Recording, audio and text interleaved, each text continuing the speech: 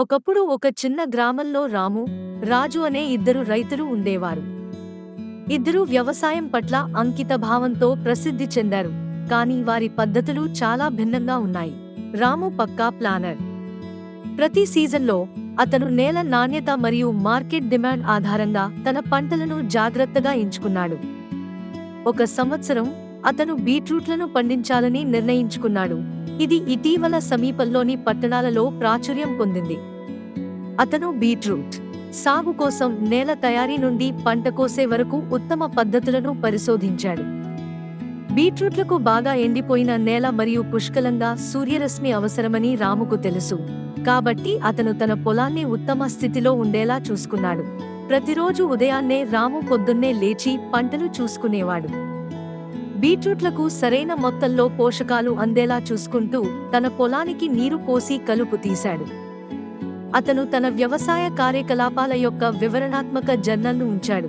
వాతావరణ నమూనాలు, వృద్ధి పురోగతి మరియు అతను ఎదుర్కొన్న ఏవైనా సమస్యలను గమనించాడు. అతని బీట్రూట్లు పెద్దవిగా మరియు ఆరోగ్యంగా పెరగడంతో అతని క్రమశిక్షణ మరియు రోజువారీ కృషి ఫలించాయి. రాజు అయితే అంతర్దృష్టి మరియు కష్టపడి పనిచేసే శక్తిని నమ్మాడు. అతను రాముని వలె నిశితంగా ప్రణాళిక వేయలేదు, కానీ అతని అనుభవం మరియు ప్రవృత్తిపై ఆధారపడి ఉన్నాడు. ఆ సంవత్సరం ద్రాక్ష పండించాలని నిర్ణయించుకున్నాడు. రాజు ఇంతకు ముందు ద్రాక్షను పండించాడు మరియు కత్తిరింపు, ట్రెల్లిసింగ్ మరియు తెగుళ్ల నుండి తీగలను రక్షించడం యొక్క ప్రాముఖ్యతను తెలుసు. రాజు వ్యవసాయం చేసే విధానం చేతులెత్తేసింది. అతను తన ద్రాక్ష తోటలో చాలా గంటలు గడిపాడు. ప్రతి తీగను జాగ్రత్తగా పరిశీలించాడు మరియు అవసరమైన విధంగా సర్దుబాట్లు చేశాడు. అతను సేంద్రియ ఎరువులు వేయడం మరియు తన ద్రాక్ష ఆరోగ్యంగా ఉండేలా చూసుకోవడంలో శ్రద్ధ వహించాడు.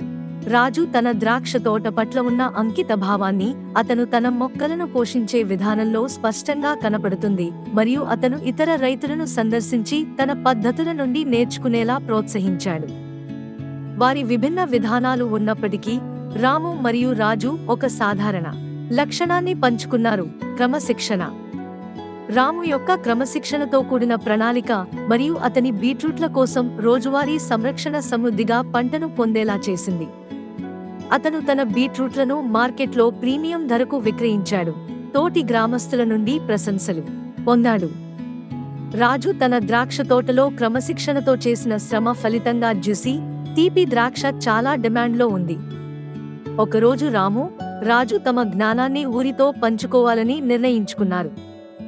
సమర్థవంతమైన వ్యవసాయ పద్ధతులపై వారు వర్క్షాప్ నిర్వహించారు.